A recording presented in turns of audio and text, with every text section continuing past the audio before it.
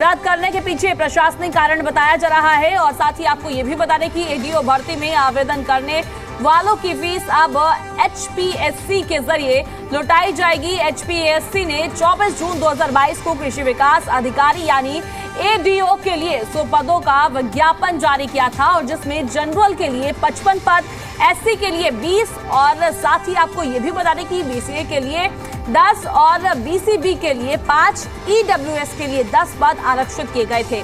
29 जून से भर्ती के लिए आवेदन शुरू हुए थे। 19 जुलाई आवेदन करने की आखिरी तारीख रखी गई थी और भर्ती में जनरल कैटेगरी की महिला और पुरुष के लिए आवेदन फीस 1000 और एससी बीसी के उम्मीदवारों के लिए 220 और साथ ही आपको ये भी बता दें कि एचपीएससी ने भर्ती कैंसिल का नोटिफिकेशन जारी करते हुए फीस वापस करने की बात कही थी। वहीं यह भी कहा गया था कि भर्ती से संबंधित किसी भी पत्राचार पर आयोग के जरिए विचार नहीं किया जाएगा।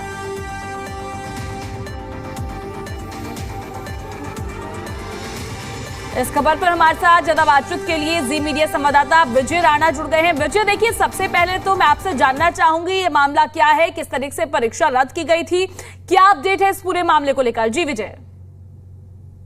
देखिए, मामला 2022 का है जब कृषि विकास अधिकारियों की भर्ती निकाली गई थी 100 पदों पर। 20 जून 2022 को भर्ती निकाली गई थी जैसा आपने बताया, और उसके बाद जो जितने भी अभ्यर्थी थे उन्होंने अपने जो फॉर्म है वो सबमिट करने शुरू कर दिए। फॉर्म सबमिट करवाए, जो फीस कही गई थी वो फीस जमा कराई, अपने फॉर्म को सबमिट कर दिया। और हालांकि अब इस ये भर्ती जो 3 साल से नहीं हो पाई थी, लेकिन अब 3 साल के बाद लगभग 3 साल ज्यादा, लगभग 4 साल हम कह सकते हैं, और अब इस भर्ती को रद्द करने का जो नोटिफिकेशन है वो एचपीएससी को जारी किया गया है।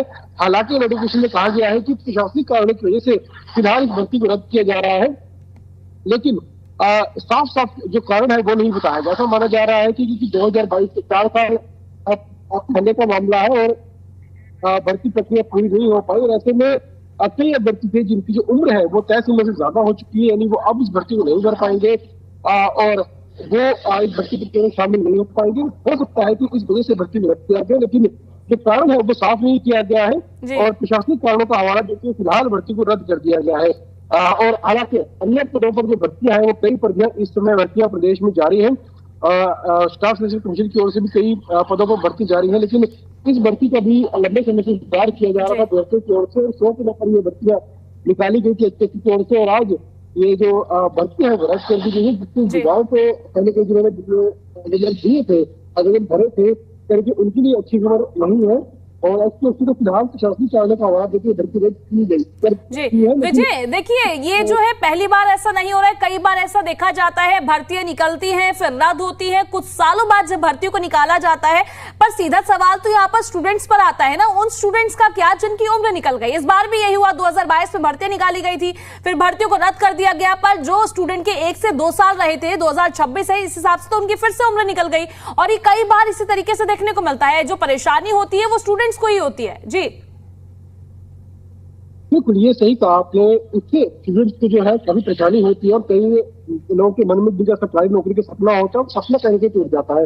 हालांकि जो ये भर्ती रद्द की गई है, सही कारण क्या है फिलहाल ये तो साफ नहीं हो पाया है, लेकिन अगर उम्र एक कारण है तो कहीं ना कहीं सरकार इस बारे में सोचे कि लोगों को राहत दी जाए, ताकि जिन लोगों ने पहले फॉर्म भरे थे, उम्र के रहते फॉर्म भरे थे, उन्हें सरकार किस तरह से राहत दे सकती है या नहीं दे सकती है, उसको उसके जो कानूनी पहलू वो भी सरकार को देखने होंगे। तो राहत देने के लिए भी काफी जो कानूनी पेचीदगियां हैं वो भी सरकार को देखनी होंगी, लेकिन कहीं ना कहीं सरकार को राहत इस बारे में जरूर देनी चाहिए। युवा इस बात का इंतजार जरूर करेंगे, क्योंकि कहीं उन युवाओं की कोई गलती नहीं है कि युवाओं ने उम्र के रहते जो अपने फॉर्म सबमिट किए थे और बाद में भर्तियां लेट हुई और अब रद्द कर दी गई है।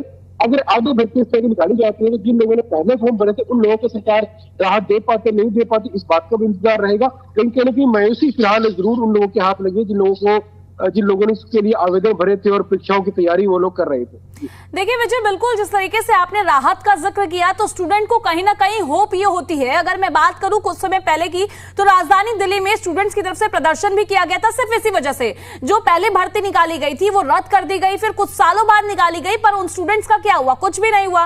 वो सड़कों पर भी उतरे, उन्होंने प्रदर्शन भी किया, पर उनको फिर भी राहत नहीं मिली थी। जी इस बात की मायूसी जरूर छात्रों में रह सकती है, बच्चे में रह सकती है कि सरकार उन्हें राहत देगी या नहीं देगी, क्योंकि अगर उदाहरण के लिए मान लें कि इस भर्ती की अगर जो हरियाणा में सीमा चलती है 42 साल, अगर उस समय किसी व्यक्ति की उम्र 40 साल थी लेकिन अब वो 44 साल का हो चुका है, तो तकनीकी तौर पर वो आगे कोई भी भर्ती जो है भर नहीं सकता, आगे कोई भी आवेदन वो नहीं दे सकता।